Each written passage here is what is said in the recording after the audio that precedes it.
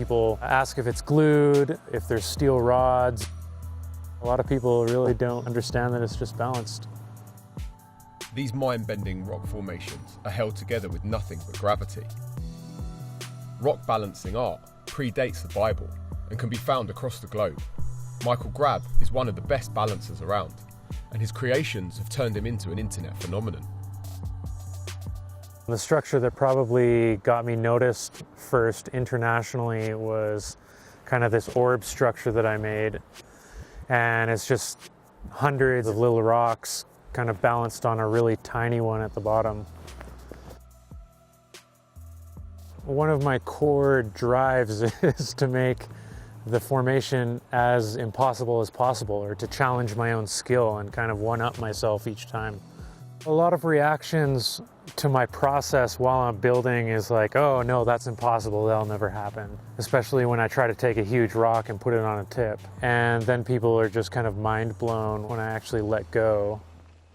Anyone can make rock piles, but Michael has spent the last 12 years perfecting the art of balance. I started balancing in about 2008 here in Boulder, Colorado, in Boulder Creek. I just fell in love with it and started doing it every day, and it kind of took over my life. So I ended up quitting my job and doing it full time. There aren't many people out there who can call themselves professional rock balancers, but these fragile creations take a lot of practice. I pretty much go out on a daily basis. If the weather's nice, mainly the wind is what I consider bad weather. So if it's snowing or raining, I usually go out anyway. And that's just part of the beauty of the art form, is just getting out in the elements. It took Michael over a decade to get to this level.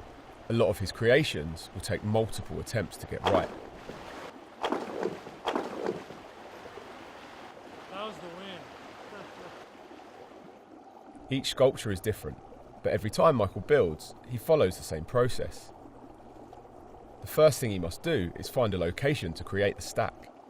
I've built several structures here over the years. I just like it because I like the texture of the rock and the way the water flows over the rock. To create towers that look like they're defying gravity takes a lot of time, so Michael needs to make himself comfortable. Once I decide where I want to build, I need to make kind of a temporary stone chair, like so. And I'm just trying to make a very stable surface to plant my body weight on, and one that's kind of level. Once he's got a comfy seat, it's time to choose his tools. For balancing, I want the rocks to be completely clean. So either I'll grab them from an area that's not so mossy, or just kind of loose, bare rocks. And I'm looking for different textures and surfaces. Like this kind of has a cup on the bottom. It's really important to find rocks that have 3 points of contact. In between these 3 points is the center of gravity. It works exactly the same as a camera tripod. You just have to center the mass. So I kind of match that up with my big base boulder here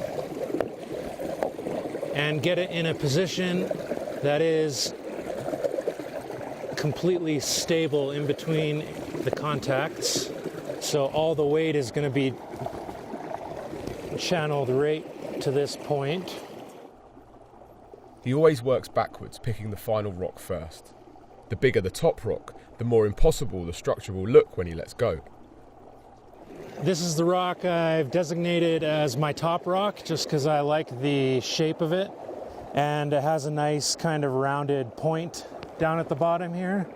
So I basically want to balance it in this orientation. As Michael starts to build, he has to make sure that the structure has a solid foundation. Has to be the most stable at the bottom, because any kind of vibrations will magnify as they come up the structure. With each additional rock, the build becomes more challenging. The weight increases and rocks could fall on Michael at any time.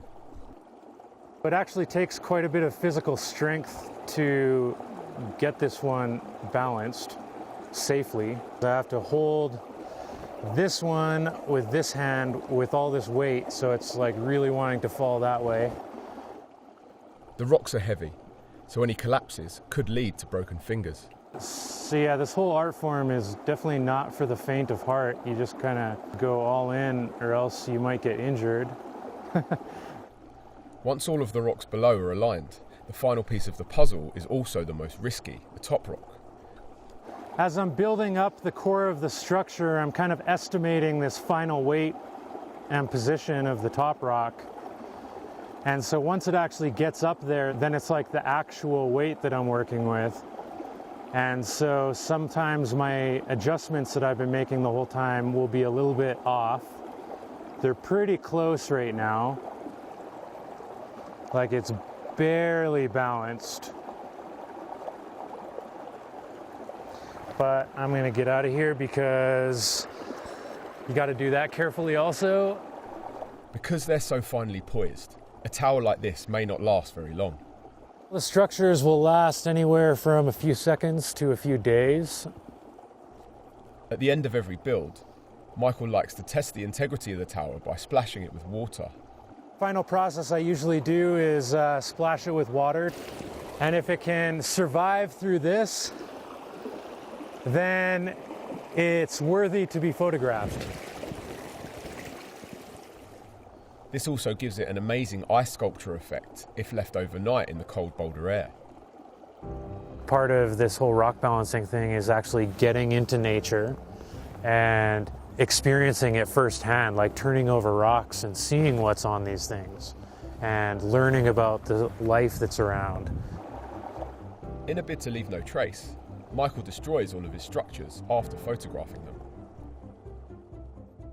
I like to document as much of the creation as possible. So that includes the build process, that includes the life of the creation, as long as it's standing, and also the collapse, and ideally a natural collapse due to wind or something like that. But even still, if wind doesn't blow it over and I'm done with all my documentation, then I'll just knock it over myself.